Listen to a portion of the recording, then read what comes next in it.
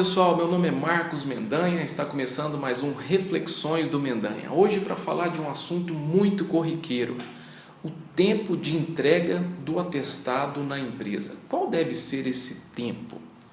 Olha, infelizmente existem muitas pessoas entre empregadores e trabalhadores que acham que se o trabalhador receber um atestado de 90 dias, por exemplo, ele pode ir à empresa no 91º dia e entregar esse atestado. Existem muitos riscos àqueles que acham que isso é o correto. E eu vou elencar alguns, na verdade vou elencar dois. Antes disso, eu volto à pergunta original. Qual é, então, o tempo que a lei estabeleceu para que seja entregue o atestado na empresa? Na verdade, a lei não estabeleceu. A CLT foi omissa quanto a esse prazo. No momento em que a CLT ficou omissa, cabe ao empregador estabelecer esse prazo, que normalmente é de 48 ou 72 horas. Caso o empregado não possa levar o atestado nesse prazo, porque às vezes ele está acamado, está hospitalizado, que alguém o faça por ele, que um representante o faça por ele. Mas, Marcos, qual que é o objetivo de estabelecer esse prazo? Por que não deixar que o trabalhador leve o atestado no momento em que a vigência do atestado terminar? Por exemplo, no caso de 90 dias, por que não levar no 91º dia? As complicações, eu vou citar apenas duas, são as seguintes. Todos nós sabemos que os primeiros 15 dias de afastamento, quem paga é o empregador. O INSS passa a custear esse segurado na medida que o perito constata que haja mesmo uma incapacidade que o faça jus ao auxílio-doença a partir do 16º dia.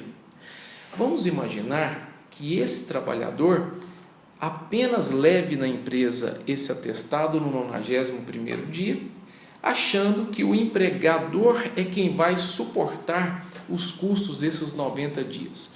Então, tem muitos trabalhadores que não sabem desse regramento do empregador pagar apenas os primeiros 15 dias e que depois vai ser o INSS. Tem muitos que não sabem disso. Então, ele já começa perdendo aí. Ele acha que o empregador é que vai pagar todo o tempo de 90 dias, o que não é verdade. Outro risco. Imagine que ele chegue lá no INSS, então, uma vez que esse prazo do 16º ao 90º dia vai ser o INSS quem vai pagar. Imagine que ele vá lá no INSS, então, também no 91º dia, que foi quando ele descobriu isso tudo. O INSS, então, não vai pagar esse período retroativo. A regra que vale é a seguinte, a partir do 16º dia, o INSS paga integralmente se o segurado der entrada no INSS nos 30 primeiros dias, ou seja, deu entrada com requerimento para o benefício no 25º dia, vamos imaginar assim, o INSS então vai pagar retroativamente a partir do 16º. Mas a partir dos 30 dias, vamos imaginar que o segurado resolveu entrar com requerimento do benefício no 40º dia. O INSS não vai pagar mais a partir do 16º, vai pagar apenas a partir do 40º dia, se a perícia constatar incapacidade a partir daí.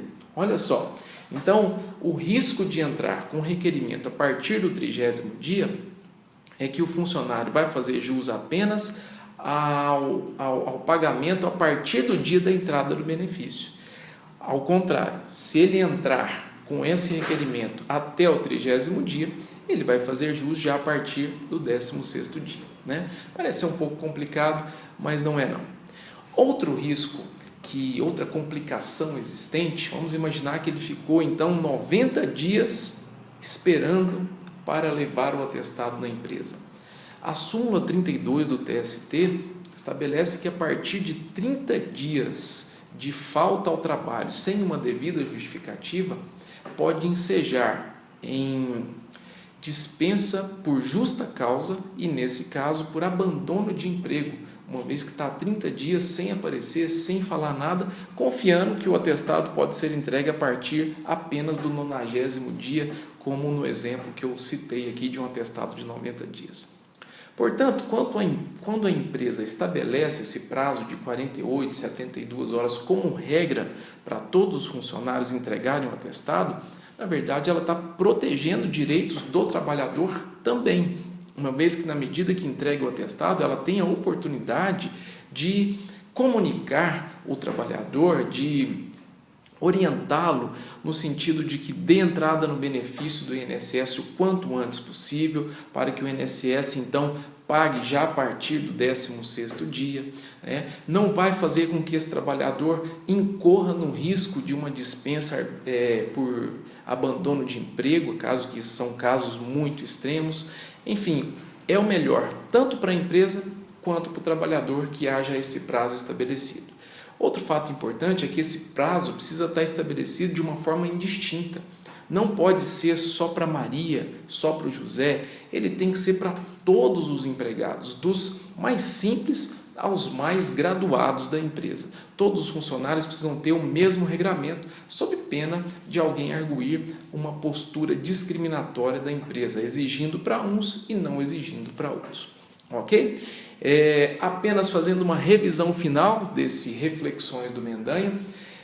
Como a CLT não estabeleceu prazo, o ideal é que o empregador estabeleça esse prazo de forma indistinta, entre 48 e 72 horas. Como fazer isso?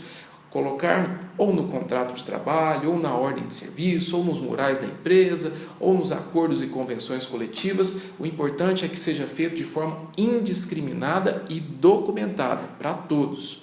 Isso preserva direito tanto da empresa quanto dos trabalhadores que têm nessa oportunidade da entrega do atestado, se não por eles, por alguém que os represente, uma oportunidade de orientar esses trabalhadores no sentido de entrar quanto mais cedo possível com requerimento no INSS e também evitar situações de longos afastamentos que, em casos extremos, podem ensejar até um abandono por justa causa. É isso aí, muito obrigado pela companhia de todos mais uma vez e até o próximo Reflexões do Mendanha.